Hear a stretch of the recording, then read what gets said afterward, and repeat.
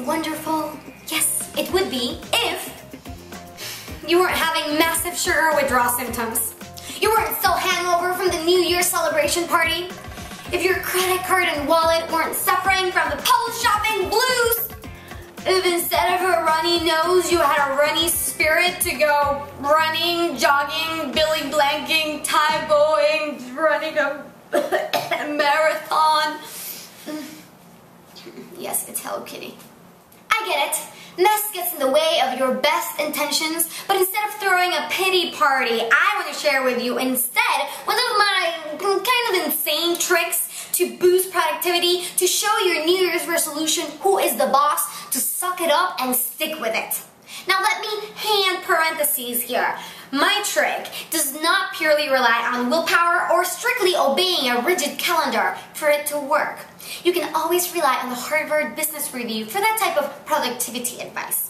In the real world of paint stains, more emails that you have minutes to reply to, hairy trolls, cupcakes that are constantly tempting you, I've discovered that theory doesn't always work. That's why my advice is a little crazy town at first, but do you want normal or do you want something that works and is messy-proof? My point exactly. So I've baptized my follow-through tip as the Plan B mind trick. No Jedi certificates necessary to operate. The idea is this. First, to define your goal and to determine the strategy. Example, your goal might be to work out every day of the week. The strategy might be to wake up earlier than usual so you can squeeze your workout early in the morning before you have time to procrastinate. Now we all know it's not as simple as it sounds in the execution stage, but here is where the Plan B mind trick kicks in. Chances are you already know how resistance manifests for you and the gremlins that get in the way of your metaphorical Mount Everest. That's actually awesome that you know your hairy trolls, so you don't have to fight them in the dark. So your second step is to write down your sabotage routine. For example, you hit the snooze button.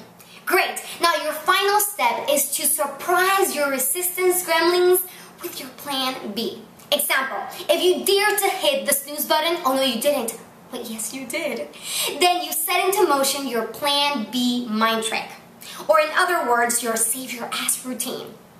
You stand up, you have to pull up the curtains, you have to turn off the AC, and that's as far as your Plan B goes. Now in my experience, the Plan B mind trick works because you tricked your mind into thinking it actually won. So the inner sabotaging is gone. Not there. Bye-bye, sayonara. And you know what else? When the toxic thoughts are no longer there, like, I'll start on Monday, I'm so tired, I had a heck of a week, or oh, I'm catching a cold, I can't do it right now. When that whole garbage is gone, good habits actually stand a chance. You can rise from the ashes and fulfill your mission because that whole is gone.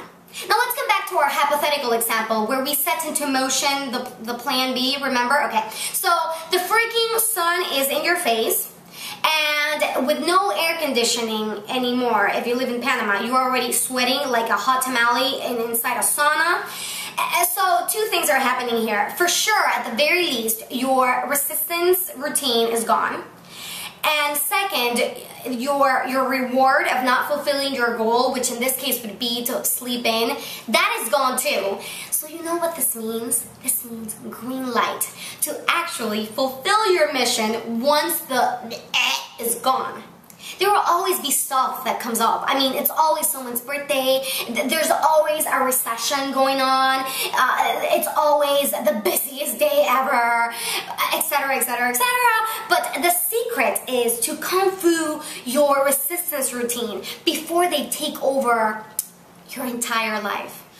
Homework time! Okay, in the comments I want you to, number 1, pick your goal and strategy. Number 2, write down the resistance routines that you do for yourself to mess it all up. You already know what they are. And number 3, I want you to come up with a magnificent Plan B that's going to save the day!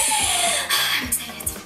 And if you want to learn more outside the box and a bit cuckoo productivity tips just like this one, be sure to join the new season of Life is Messy Bootcamp over at lifeismessybootcamp.com. I hope to see you there. Bye-bye. Oh, and my name is Mayi Carles. Mayi Carles. Carles. You don't have to say the R, it doesn't matter.